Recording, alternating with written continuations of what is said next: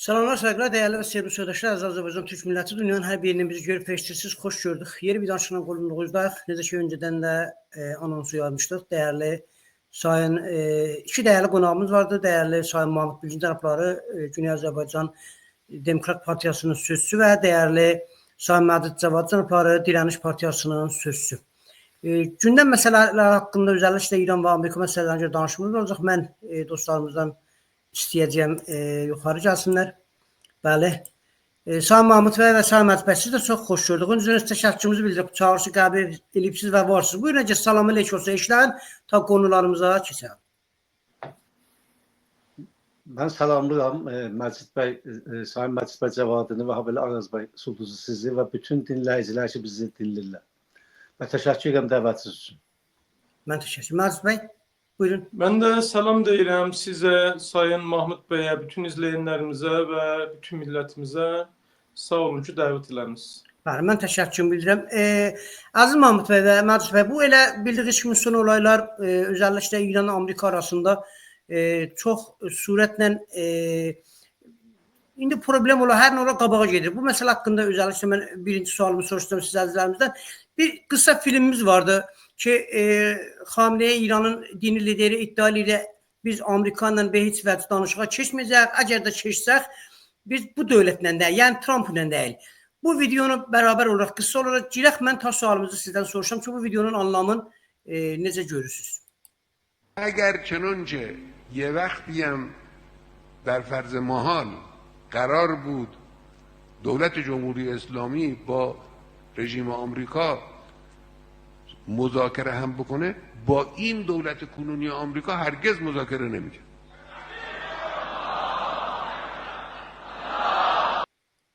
Bəli. Sayın Mahmut bəy, mən sizdən başlayıram. Gördüyünüz kimi Ay Xamenei iddia edir ki, əgər biz Amerikaya müzakirəyə girməyəcək və əgər bir gün müzakirəyə girsək, bu dövlətlə deyil.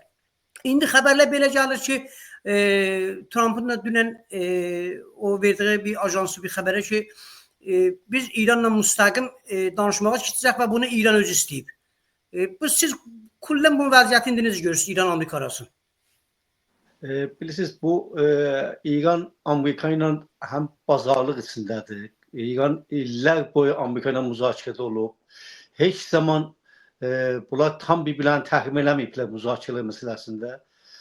Bunu dəfələrcə biz şahid olmuşuq ki, dolayısı yolu ilə bunu Rəfsanjani vaxtından ta indiyə kimi elə bütün prezidentlər orada burada bu tabii üstündən biraz keçəndən sonra deyiblər ki, həm bizim ilişkimiz var idi və özəlliklə tərk ediblər ki, Xameneinin bilgisi əsasında görüşlər olubdu.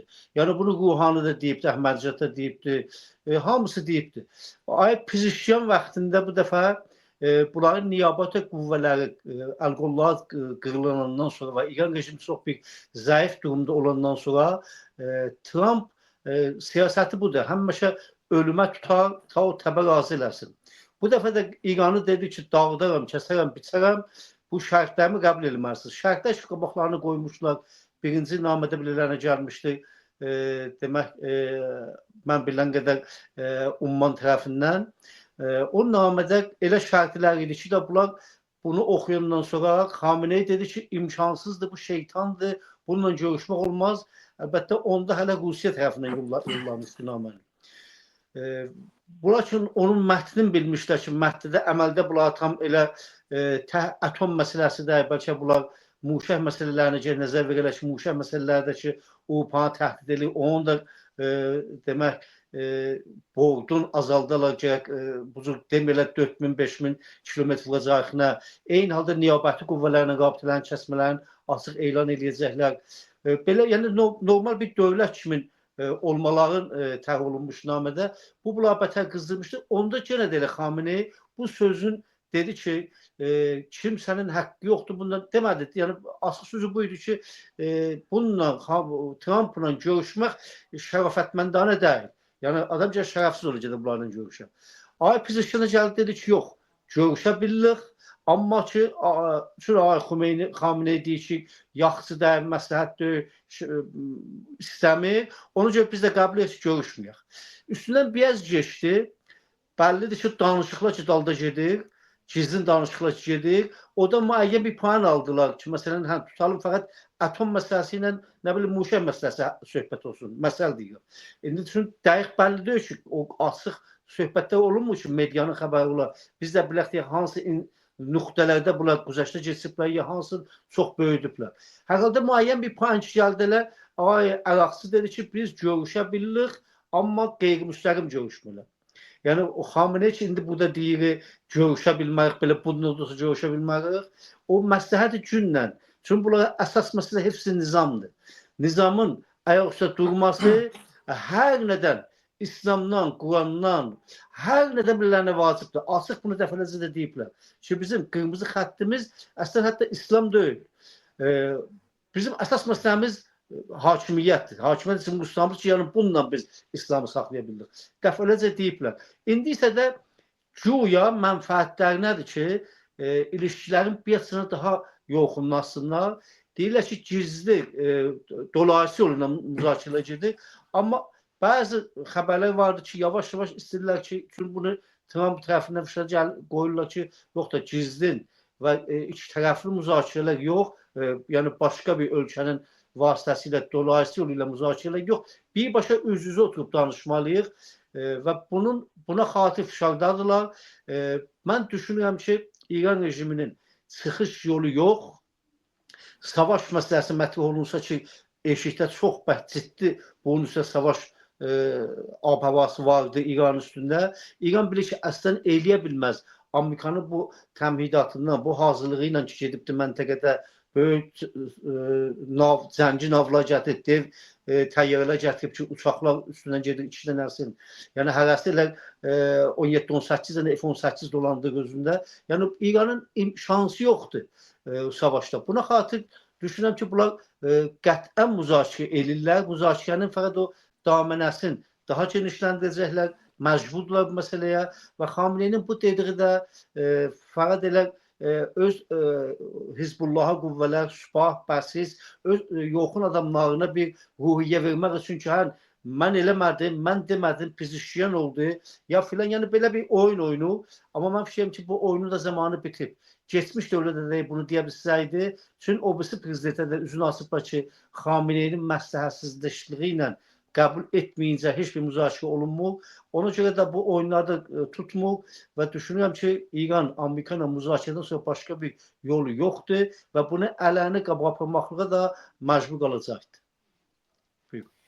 Bəli, təşəkkür bildirəm dəyərli Mahmud bəy verdiyiniz bilgilərə görə. Məcid bəy, elə aynı sualı sizdən də soracağım. İranla Amerikanın son oyları və bu demək olar Amerikanın daha aşırı təhdidləri sizcə bunun sonu hara çatacaq? Dəyərli Məcid bəy, məni eşidirsiniz? Eşidirəm, indi eşitdim, bəli. Arada bir səs qət oldu. Bəli, bu elə son olaylara görə İranla Amerikanın arasında yaranan ancaq bu aşırı təhdidlər ki, Amerikadan indi İran tərəfinə olur ki, əgər oturub mənlə müstəqil müzakirə eləməsən biz vurmaq məcburiyyətindəyik, ya dünən Trumpın dediyi ki, İran özü istəyib bizlə müzakirəyə keçsin. Bunları necə dəyərləndirirsiniz?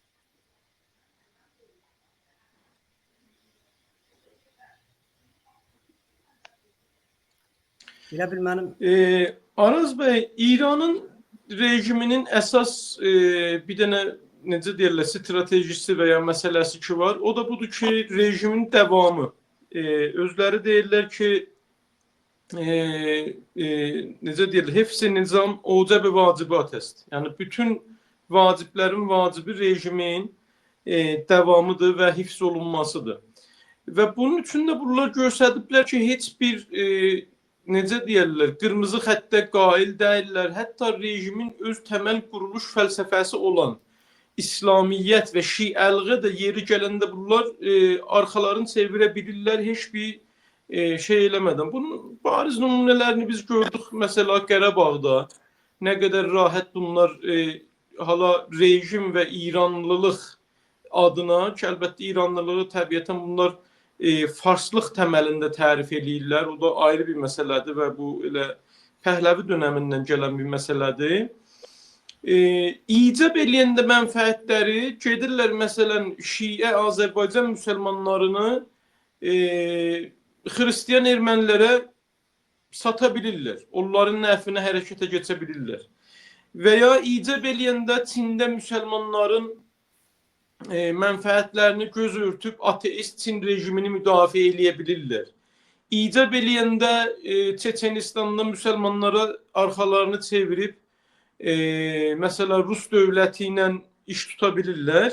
Və bunlar bir çox dəfə göstəriblər ki, heç bir sözə, heç bir qaydaya, heç bir usula, heç bir qırmızı xəttə qail deyirlər və bunların tənha qaydaları elə həmən rejimi hifz eləməkdir və onun çarçubunda da lazım olanda məşhur təqiyyə siyasətidir də, şiəlikdən gələn bir məsələdir.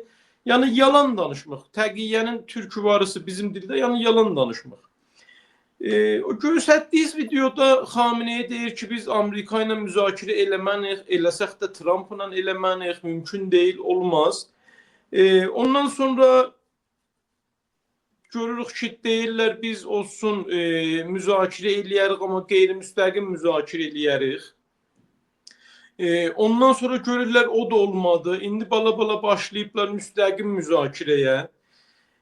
Çünki bunlar bilirlər ki, mövqeyi zəifdədilir. Yəni İran bu dəqiqə heç bir zaman bu qədər mövqeyi zəifdə olmayıb. Niyabəti güclərinin hardasa tamamını itirib. Həmas itirib, Cəhad İslamını itirib, Hizbullahın silahlı qanatı hardasa yoxdur, Həşd Şəbi artıq Əraqda hərəkət qabiliyyətini itirib, hərəkət eləmir Həşd Şəbi. Əfqanistanda yenə hakeza Taliban tamamən bunların əl-qolunu bağlayıb. Bir qalmışdı Yəmən. Yəməndən də ki, 2 gündür xəbər çıxır ki, Yəməndən də çəkilirlər. Və üstünə bunlar Amerikaya necə deyirlər, puan verirlər və geri çəkilirlər və ən sonunda gördük ki, Amerikanın bayrağını